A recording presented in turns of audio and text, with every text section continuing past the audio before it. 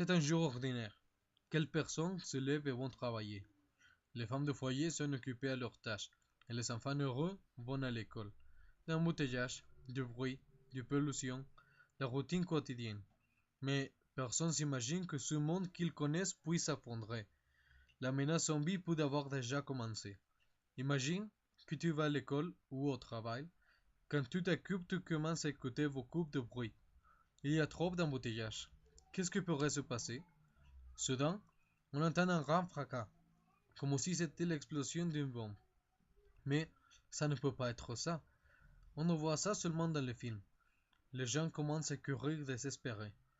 Tu allumes ton radio ou la télé et les nouvelles annoncent que le gouvernement a déclaré un état d'urgence. Les gens ne doivent pas sortir de leur maison.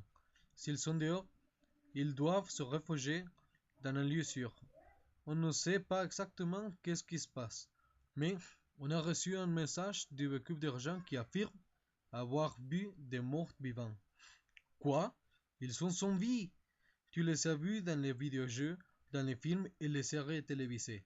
Maintenant, ils sont réels. Mais sais-tu qu'est-ce que tu dois faire? Point 1. Il faut définir ta position. Tu dois aller chez toi. Dès que tu arrives, tu dois penser ta famille, tes amis ou n'importe quelle personne avec qui tu es. Tu dois les chercher. Si tu as des animaux de compagnie, laisse-les mourir. Tu ne peux pas les aider.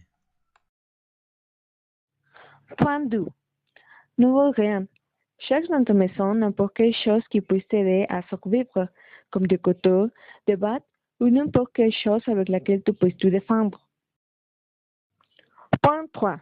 Cherche un sac à dos. Ne prends pas un grand parce que ça pourrait être très difficile pour courir. Ça serait mieux un sac à dos qui soit petit et que tu puisses le porter sur ton dos. Sinon, les zombies pourraient te prendre facilement. Les choses dont tu auras besoin sont les suivantes: boîte de conserve et eau en bouteille. Le surcharge par le poids. Point 4. Tu dois porter toutes les armes qui sont possibles, lesquelles peuvent être classifiées ainsi. Principal. Peut-être une batte ou une machette. Si tu as des armes à feu, comme pistolet ou fusil, c'est mieux. Tu dois porter l'arme principale à ta main dans le cas où un zombie apparaît. Secondaire. Si tu as une arme blanche comme principale, porte-la à feu comme secondaire. Garde-la dans un lieu où tu puisses le prendre rapidement. Troisième. Un couteau très aiguë s'attache à ta poitrine pour aider rapidement si tu as soudain un problème. Essaie d'en porter plusieurs parce qu'une seule arme ne durera pas toujours et les zombies pourraient te l'enlever sur le chemin.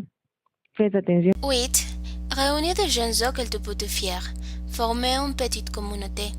Les groupes de survivants peuvent être traumatisés, spécialement ceux qui n'ont jamais pensé à la fin du monde. Ne te fie pas à n'importe qui, parce que quelquefois, les vifs sont plus dangereux que les morts. 9. Évite les grandes villes, les supermarchés, les théâtres, les cinémas et tous les lieux qui sont pleins de gens, parce que maintenant, ils seront pleins de zombies. 10. Ne sois pas courageux.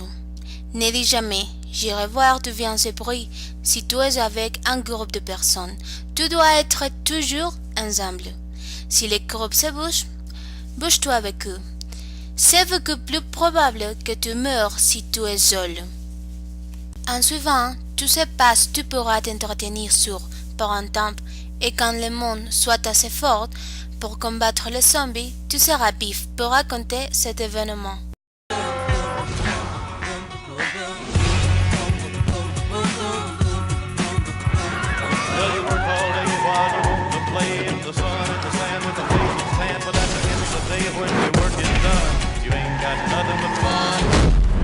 Gotta enjoy the little things.